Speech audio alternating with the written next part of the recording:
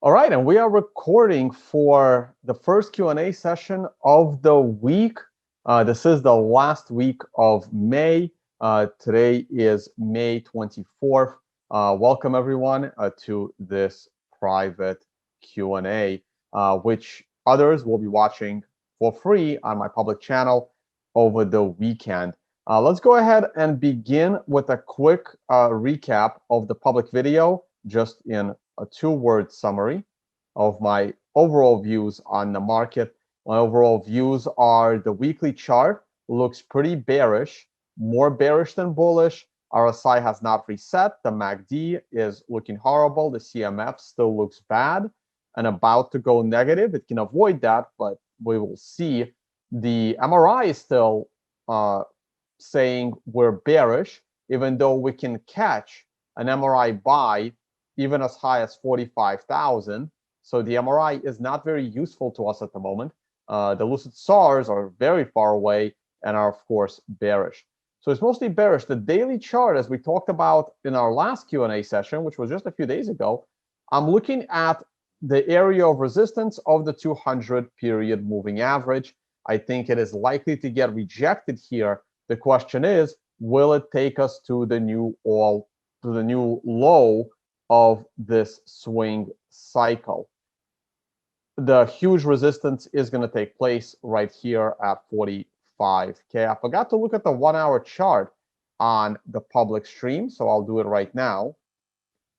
And the 1 hour chart does look pretty bullish right now, right here, breaking the resistance line. But unless the 1 hour chart gets us above 41,000, it is still going to create a lower swing high. I'm not using this as a swing high. I'm using this as a swing high. That's pretty much the recap. And now, there was a question earlier, what do I think of FTX exchange? And I am very cautious on the FTX exchange. So for several reasons. One, they're basically a replica of Binance and BitMax combined. So I think the worst part about Binance is the fact that they have a Binance scam token called the BNB token. And of course, FTX followed that model by having a very scammy FTX token that should not exist.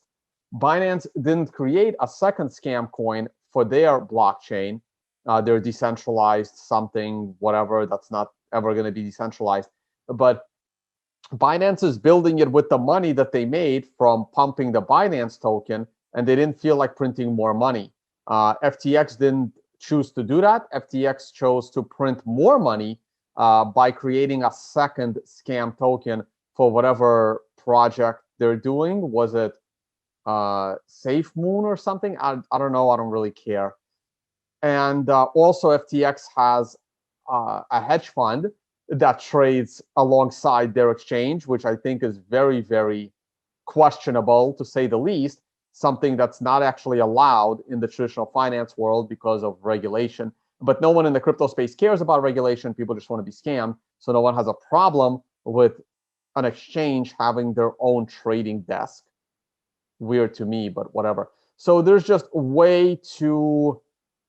I would stay away from it, but that's me. Would there be any concerns if the miners that are currently in China all relocate to North America? Yeah, huge concerns. I am more comfortable with all the miners being in China and all the miners being in North America.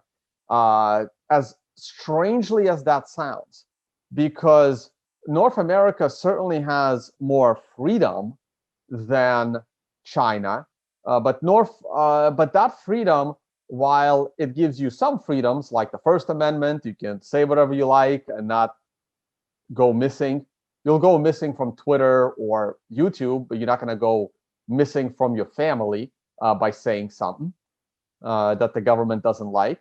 You could defend yourself with arms.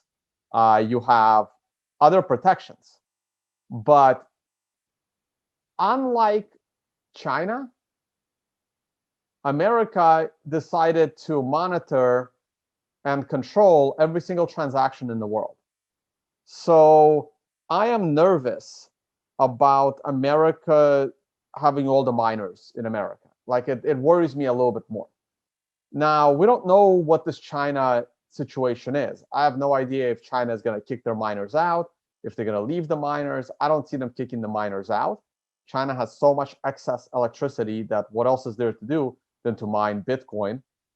And it's good. It creates jobs. It boosts the economy. So I personally do not see, mining getting kicked out of China. Now, if that happens, mining just gets more decentralized. The Bitcoin becomes a little less secure because obviously there'll be less hashing power, but it'll certainly be more decentralized because China does have big mining farms. Hi, Tone. So my question is, so in the earlier live stream, you mentioned that we will have a similar cycle to the 2013 model. However, That's correct. yep. However, do you believe that comparing to 2013, obviously there was more liquidity, now there's more liquidity, leverage trading. The circumstances are much, much more different with more institutions, etc. Do you still believe the same similar style is still in play? Yes. So I'm going to look at the weekly chart.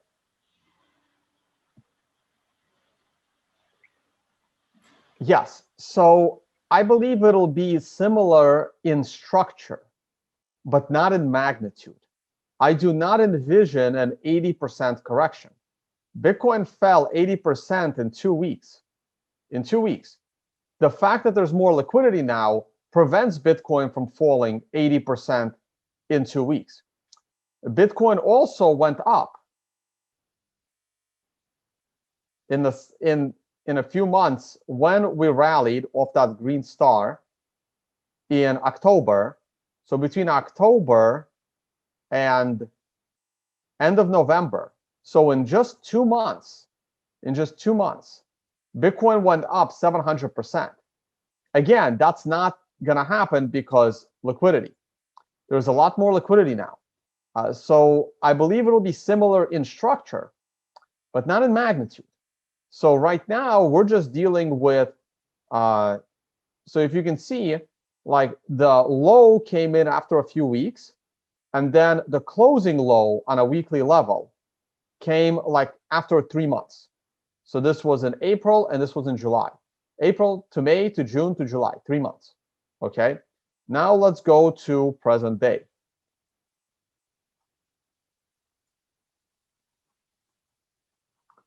In present day, here's the weekly chart. Bitcoin has fallen. I think I can use this as the high. So just like in 2013, in 2 weeks, we fell hard. We fell 50% in 2 weeks. Okay, to me, this is where the real fall started. 50% in 2 weeks. Is that good enough of a fall? It's good enough. Can we fall lower a little bit? Sure, but I think it's good enough. And it took the same 2 weeks as what happened in 2013 for the fall. Granted, that structure was a little bit different. We went up quick, we fell quick, but time-wise, we were similar.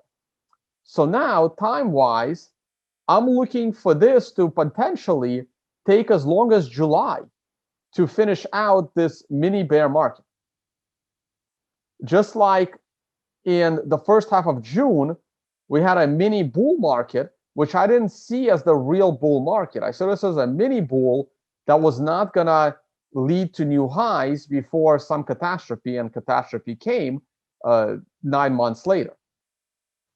This I see as a very mini bear that is only going to last a few months, similar to this bull cycle that was a fake bull cycle that lasted a few months.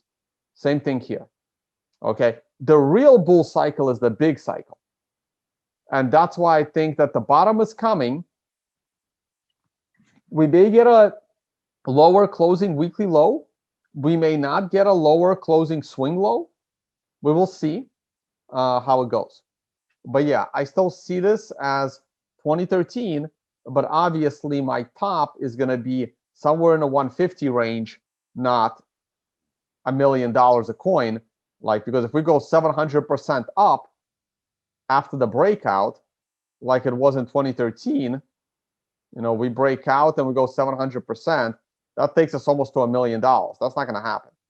So anything above 100,000, I'll be happy with. But the good news is, the lower this goes on the current mini bear, the less likely it will repeat. So I want to see this go to 20,000, because if it does, then I can sleep comfortably at night that after we get to 150 or 200, my floor is now going to be 60,000 and not 20, because until either the next full cycle and a halving, like only after the next halving will I be comfortable that 20,000 will never be seen again. As long as we are in this halving period, 20,000 is always in play. I'd rather it touch it now than later, because later will be way more painful. In your opinion, are you surprised that GBTC premium has not tightened with these dips? Well, no, I'm not surprised at all. In fact, I am expecting the GBTC premium not to tighten with the dips, because the market dips because there are more sellers than buyers. And GBTC premium is affected whether there are more sellers or more buyers, because it's a restricted supply. So when GBTC price is dropping, that means more people are selling GBTC than are buying. And that means that those sellers are willing to take the premium hit. I'm actually surprised that GBTC premium is rallying while the price is dropping, because normally GBTC premium rallies when the price rallies, like what happened right here. And GBTC premium crashes when the price crashes, because during a crash, more sellers than buyers, so premium goes down. During rallies, more buyers than sellers, not enough GBTC tokens to go around, GBTC securities to go around, so the premium goes up. What percentage chance would you give for 100,000 and 20,000 Bitcoin within the next 12 months? So $100,000 Bitcoin within the next 12 months, I would give that a higher percentage than 20,000. I would be surprised to see $20,000 Bitcoin. So 100,000 within the next 12 months, I give that a good 70% chance. And $20,000 Bitcoin within the next 12 months, I give that about a 45% chance. I'm more bullish than bearish here. Besides Bitcoin, where else would you place your money? Just Bitcoin, guys. I don't really see much else. I really don't. I don't like real estate right now. I don't. You can place your money in foreign passports. You could place your money in establishing some residencies. You can invest in yourself. I am not comfortable with cash at the bank. I am not comfortable with real estate. I am comfortable with the S&P 500. You can place it in the stock market. I'm comfortable with the stock market a little more, even though, the government kind of destroyed the economy. But the thing is, the government destroyed the small business economy. The government destroyed all the small businesses, and the big businesses like Amazon thrived. They thrived. So I think the stock market is still a good bet. Gold as well. They're just both coming off MRI tops. So give it a few more weeks and I'll be bullish both stocks and gold again. Gold's been a pretty good trade to the upside. And so has the stock market. Has been a very good trade to the upside for a while. It's just they both just happen to be on MRI tops. So I'm going to hold off on that. Willie just posted on Twitter that the new user accounts continue to grow. Do you find value in these types of charts, or are you only concerned with the price? Oh no, I definitely find a lot of value in it. Let's see what Willie says. User growth on the Bitcoin network. No coiners are taking this opportunity to buy the dip. Great. In case you're wondering, the bull market is very much intact. I agree. I agree with Willie. That's awesome. Nah, it's good. It's good to see. A key to reading this chart is to know that Bitcoin user count has roughly doubled every year since inception a dozen years ago. So the 2021 peak is expected to end at levels much higher than the 2017 peak. Under this trend, we are just warming up. Finally, the last data on this chart exaggerates to the high side. It takes time to bake in accuracy. What looks like new users may turn out to be old users as non-traditional data, as more transactional data comes in. I personally care about the price. The price tells me everything. And right now, I'm a little skeptical on the price going way, way, way up right away. If you make a lot of money from Bitcoin, does it make sense to live in Dubai for tax purposes, just like Carl, Chris, and Da Vinci? Yeah, of course. Of course. Dubai is going to get such a brain drain. It is insane. Most people are going to probably have apartments here and become, it's so easy to become a resident here. Now, it depends on where you're coming from. If you're coming from the US, residency here is not all that great for tax reasons. Dubai is also unreasonably expensive. So you need to be making a lot of money. So you may be better off staying in your country and paying a 20% tax. If you have a country with only a 20 or a 30% tax, it may be cheaper for you to pay the 20% tax, because here things could be 2 or 3 times more expensive than in your country. I mean, life doesn't have to be expensive here. You can definitely find cheap places to eat, and you can definitely live a little, not in the middle of the city, and have a cheap place, cheap rent. But overall, it's an expensive place. And they still have a full mask mandate, which kind of sucks. Even US doesn't have that anymore. And if they fine you for not wearing a mask, it's like $3,000. Are there any potential dangers with Taproot? Not that I know of or heard of. So that's a quick question to answer. Yeah, if you live in the UK, then Dubai is definitely a good spot. If you make good money, or you're planning to make good money, yeah, Dubai gives you some amazing tax advantages. And the UK is also pretty expensive. It's also not a cheap place. If you can make your money in British pounds, then it's great. So I don't know. I don't know the news about the China purge. I don't know if it's real. Like, I've kind of ignored all the news coming out of China for the last 5 years because it's always been just irrelevant. So I don't know how real the China news is. I don't understand why they would want to kick out all the miners. It makes no sense. They're providing jobs and they're using unused electricity. But look, it doesn't matter. It doesn't matter. If all the mining is gone from China, it'll go somewhere else. It'll go to Mongolia. There's a lot of mining in Mongolia. More will go to Mongolia. You know, US is going to have some mining. Mining isn't going anywhere. I'm not worried. Yeah, will I be traveling to the EU this year? Yeah, I will, in September. So in September and first half of October, I plan to be in the EU, assuming they let me in. Who the hell knows?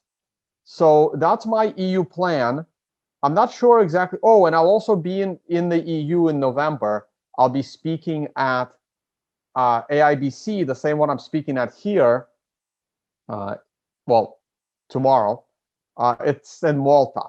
So I'll definitely be coming through Malta in November. I may be in other parts of EU. I want to go to Georgia. Like I said, my favorite country is Georgia. So I want to go through there in September, October. And I really want to see Portugal. So that's kind of my EU plan. Hopefully, if I like Portugal, maybe that's a spot to live in the future. Unfortunately, they're under EU law. So